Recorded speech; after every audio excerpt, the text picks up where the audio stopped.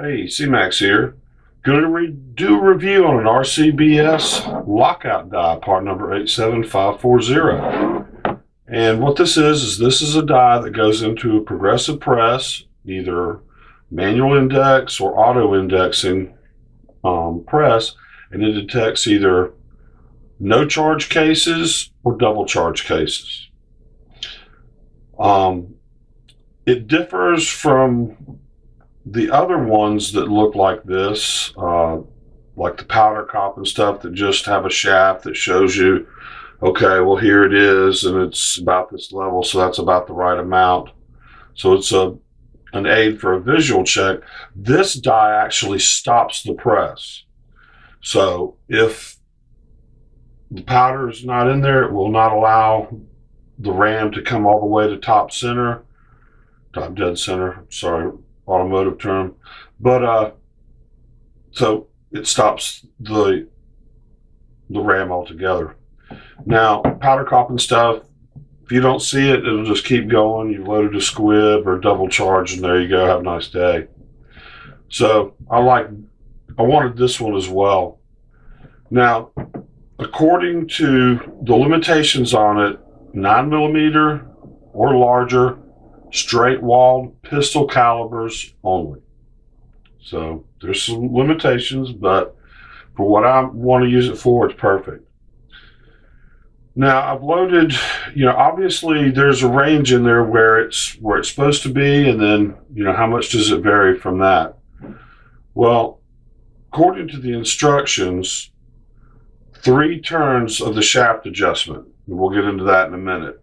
So it's not a big range, so it should detect, anything a little bit over what it's supposed to be, or even a little bit under. So we're going to kind of check it with the different powder loads that I have here. Our target load here for adjustment is 4.3 grains, and then I've got a case here with 4 grains, 3.7, 4.6, 4.9. So we'll go up and down and see how it works. Now, the instructions tell you to do what I'm fixing to show you here on the press, but it makes more sense to do it on the table, and especially for videoing. But I want to stop for a second and talk about RCBS. Excellent company. I have had the best customer service of any company, of any product or anything by far from them than anybody else. They are really good. Now they're under that ATK umbrella with CCI, Spear, oh gosh, all the powder companies, everything. I mean, it's pretty huge, and all those companies are really good. Now, it's not taken away from Hornaday or anybody else. They're good and everything, but these people have been the best to me. But in these instructions, the instructions are not very good. I'm sorry, but they're not. They could be a lot better. So how this thing works. Got an empty case here. And what happens is this is in the shell holder and the case comes up. It's going to ride on this ridge right here. This ridge is going to push that, like you can see in. Conversely, this shaft is going to go down inside it and detect the powder level or lack of powder level. So you set the two to where this piece I just pointed out is this big collar, so it's going to be down at the bottom here. These 2 ball bearings sit in here, but until they hit the right spot in the shaft, it won't allow the case to fully come up to the top and then back down so that the press can proceed. It'll actually just stop it. And so that's the little range that we deal with. So, for example, I've got to set this, but this is an empty case. So as it's coming up into the press, it's going to hit on the edge, and let's see if this little slide or not. Nope. See, now I'm pressing down on the press, on the die, and that's as far as it's going to go. So if this was in the press, boom, it would have stopped right there. So wanted to show that as an example. So let's pull out our regular charge here and let's see what we get with it, just the way it's already set. Nope, I don't like that. All right, see our line right here. Let me pull this out. There's a line right here. So we're going to have to adjust that to that line. So what you do is you grab both ends of the shaft and you either clockwise to pull it in or counterclockwise to make it longer. So we put it in again. Okay, so she went through. See how it allowed it to go on past? And that line is just about, and I'm going to try to put it in a little bit more. Let's see what happens. Okay. See, I'm more in the middle of those 3 turn adjustments I was talking about. Okay, so that's how it works. So we pull out the empty case, say a squib load came along, we'll go down. See, it stops it. So therefore, it stopped the ram, stopped the press.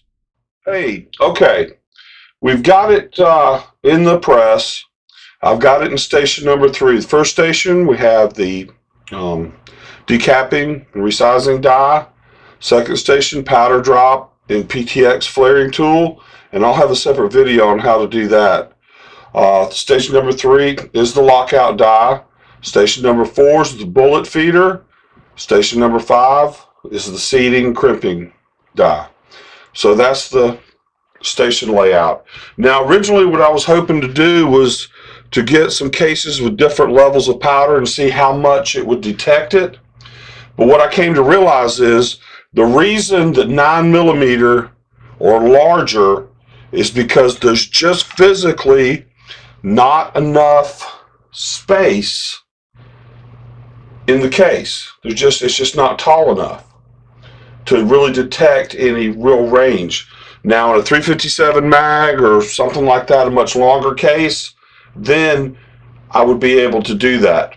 But basically on the 9mm, being on the bottom of the scale, all you're going to be able to do is really detect a squib or empty charge, because the case won't handle a double charge. It will just be flowing out over everywhere. So that's what I primarily need it for anyway. So it all makes sense on why the 9mm is the least or the smallest size case you could do it. 380 is just not tall enough to make it all work. They'd have to redesign it and make the tolerances much smaller just for the 380. And taller case would work a lot better because you just have more range to work with. So it's all or nothing pretty much. So let's test it out here. I'm just going to put a case in here and let's get a powder load. Okay, lockout die is good. And then it would come over here and I'd get a bullet. So it works with powder. Let's see what it'll do just on an empty case. So we're going to put that here because I don't want it to go into the powder drop. Okay. Empty case, this is what I was talking about, it locking it out. The ram will not go all the way up to the top, so everything is stopped. So now I cannot have a squib charge. If I get in the zone and I'm not paying attention and actually looking, doesn't matter. She's going to stop it for me. So keeps it as foolproof as need, and I need all the help I can get. So I think it's well worth the few extra dollars for the lockout die over just a powder cop. All right, well that's going to do it. RCBS lockout die, highly recommend it for progressive press. Just remember, any caliber change you're going to do, you're going to have to readjust this die as well. So that'll just be part of your process. But if you do it out on the table like I did in the early part of the video, it's a lot easier. You put it in here, you just put it 1/4 of an inch above the shell plate, and then you might have to do some final, just slide up and down just to make everything at optimum height. But other than that, it's pretty simple. You start getting into it, you'll see that. All right, please like and subscribe. Appreciate you watching. You know the safety rules. Keep your finger off the trigger till you're ready to fire. Always know where your muzzle is pointed. Every gun is always loaded. Thanks a lot. Have a great day.